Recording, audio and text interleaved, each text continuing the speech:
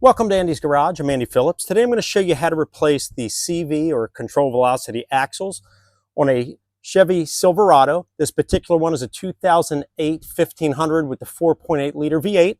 I'm only going to be showing you on the driver's side, but the process would be the same on the passenger, so we're not going to go into that. But let's go ahead and get started.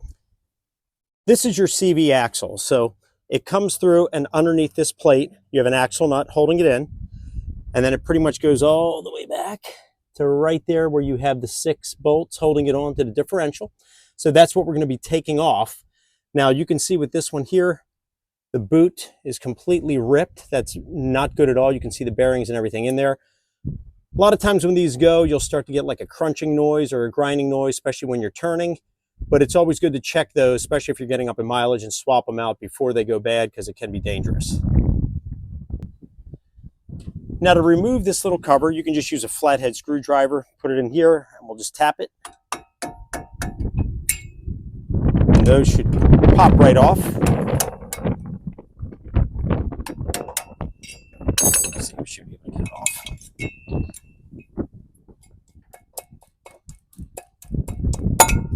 There we go. And now I'll show you the axle nut.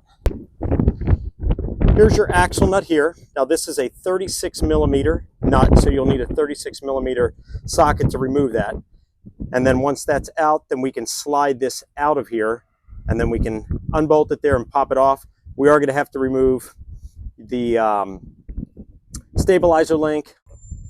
Now normally, if you try to remove this, that's going to rotate.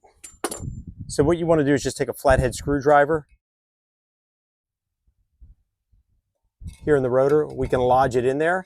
So we'll put it on this side, right before the caliper rail. I'm sorry, not the caliper rail, but the caliper bracket. We'll lock it in there. So now that's nice and locked. And for this, I'm using a breaker bar. You definitely want something strong, because these can be locked on. There we go. If not, if you have an impact wrench, that's a good idea as well. But now once it's loosened, we can remove this.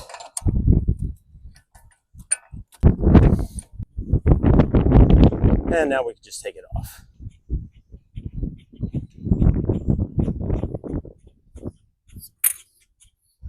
And this can now just be pushed through. Sometimes if it's tight, you can take a mallet and tap it through, but if you're going to do that, highly recommend leaving this on here just to this point, so that way you don't run the risk of damaging the threads.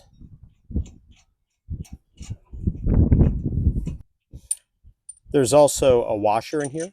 Don't forget to take that off. Hold on to that as well. And now you can see, there we go. Now to remove this, you have a 9/16 nut on the top, and then you've got one right there on the bottom. Once we remove that, then this stabilizer link can come out. Now you got to be careful when you remove this, because as you're loosening the bottom, the top's going to rotate. So you want to put a wrench. I have it up here against the caliper rail, locking that. So then I can just come underneath with this.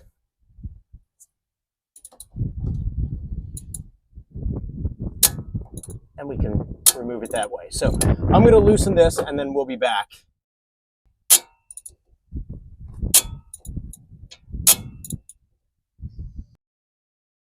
Now this can come right out.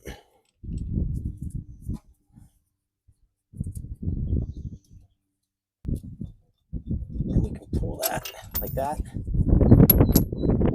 and remove it. Now these are held on by 6 15 millimeter bolts. So we're going to use our 15 millimeter socket to undo those, so we can pop that out. These can be very tight. So if you want to use a ratchet, you can. I'm actually just going to use my impact wrench. Makes it a lot easier. Just pop these off. Everything is off. So we're ready to pop this out and then put the new one in. we'll take this. Now, since I'm replacing this axle, I don't care if I damage the threads, but if you're removing it to do other work, as mentioned already, not a bad idea to put that on there to protect that, but we'll just knock that out.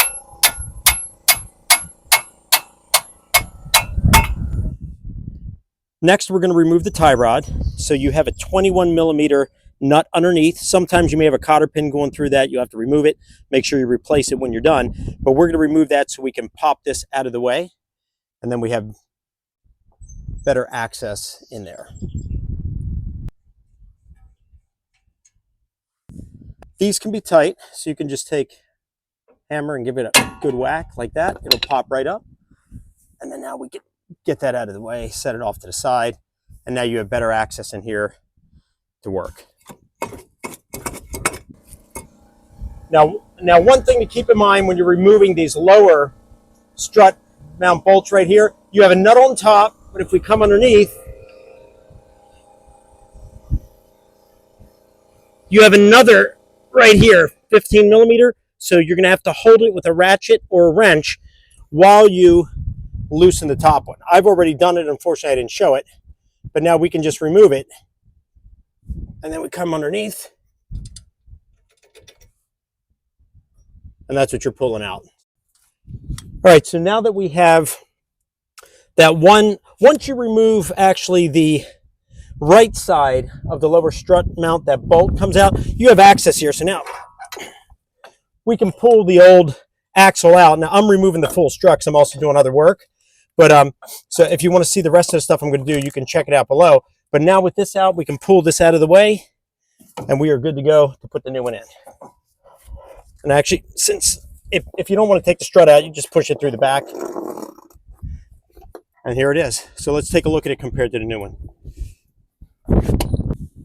This is obviously our new one. You can see how the boot is all tight.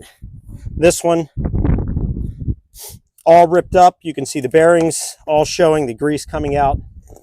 This is all floppy and loose. This one here is a little tighter. So this one goes out of here, and let's put the new one in. Okay, so bringing in the new axle, we're going to line it up here, and we're going to attach it. We're going to attach the 6 bolts here to the differential. I'm going to hand tighten them, and then we'll be back to torque them properly. So we'll put those in. Then we can turn this. It rotates so you get easy access to what you're doing.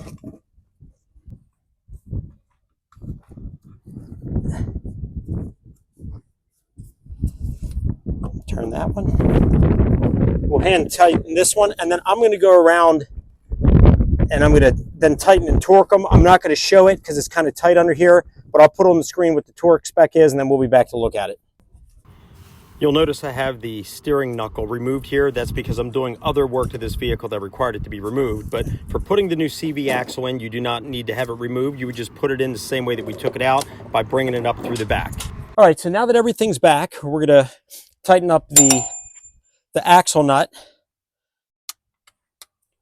We'll get that on.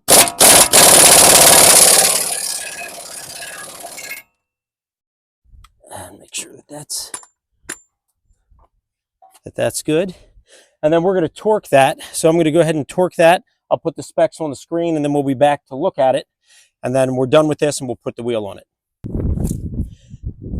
Okay, well, that wraps up this video on how to replace the CV axles on a Chevy Silverado. As mentioned already, it's the same on both sides.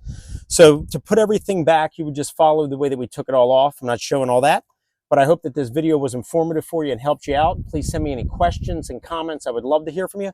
As always, I appreciate all the support, so please like the video, subscribe to the channel. Don't forget to check out the other videos down in the description pertaining to this vehicle, and I'll see you next time.